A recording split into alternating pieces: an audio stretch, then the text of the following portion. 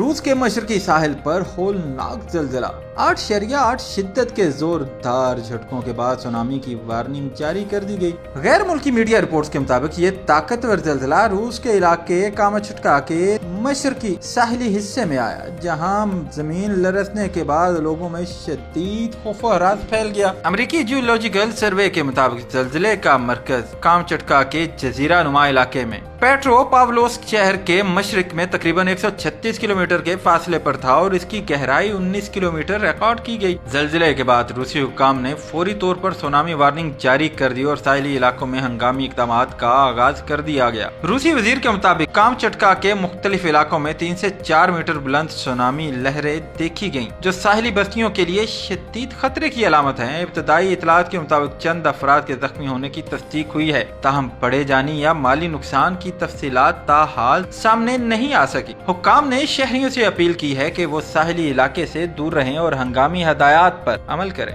زلزلے کی شدت اور سونامی کا خطرہ دونوں ہی اس وقت خطے کے لیے سنجیدہ خطرہ بن چکی ہیں۔